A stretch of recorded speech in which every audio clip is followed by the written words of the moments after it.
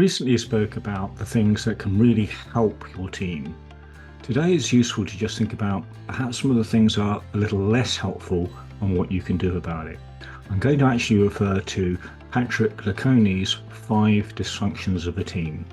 The first of these is around trust.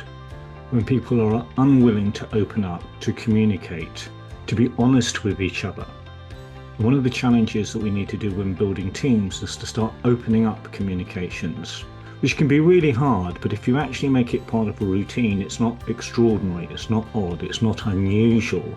It becomes routine, and when something's routine, it's easier to do. The second of these is a fear of conflict. Very often we really don't want to rock the boat. We don't want to be negative. We don't want to challenge. We really don't want to invite criticism. And so a fear of conflict can actually undermine improvement and progress, because actually that open communication may surface things that we can change, we can improve. And so what we really need to do is actually encourage constructive dialogue. Again, having a routine, having a debrief at the end of every project, a lessons learned, a review at the end of any training session. This can then open up the forum for feedback. And equally, if you allow each person an equal amount of time to have their say, and again it becomes part of a routine, then actually feedback just becomes the norm. And then we can couch that feedback in supportive ways, but at least we are now getting the feedback, and we can start focusing that feedback on improvements rather than pointedly at an individual. The next challenge is a lack of commitment. Even in high-performing teams, there may be a belief that imposter syndrome, I don't really know why I'm here, I'm not good enough. Or actually the opposite, heroism, which is, well, I'm the one doing all the work here, everybody else is hanging on.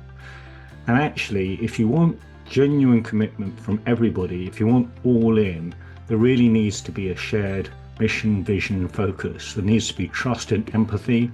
There needs to be an acknowledgement of each other's strengths and contribution.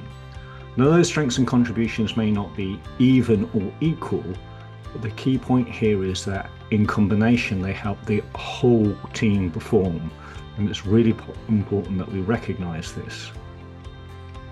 Following on from commitment, we can now see how accountability happens.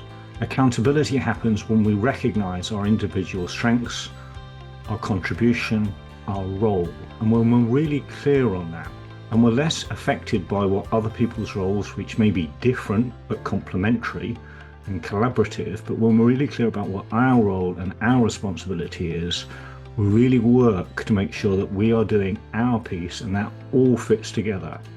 So it's not just about individualism, it is about collaboration and contribution. If you think about a Formula One pit crew, everyone has a distinct role, but all of those roles have to happen together for them to service the car and get it out in less than 3 seconds.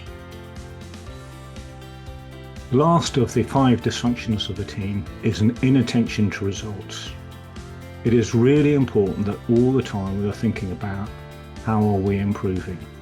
Now, we can be improving in terms of outputs and outcomes, and we could be improving in terms of process.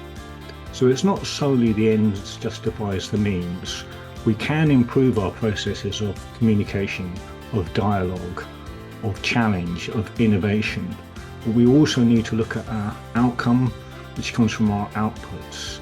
Is the product on time, to specification, on budget, with low risk, high communication? Are we actually meeting the obligations that we set ourselves or the standards which we are expected to achieve? So we need to be able to be really clear on that. And of course that works. And when it comes to the feedback, when it comes to the dialogue, when it comes to the trust, we know the metrics that we're measuring, we know how we're performing, and we can start having an honest dialogue about how to improve.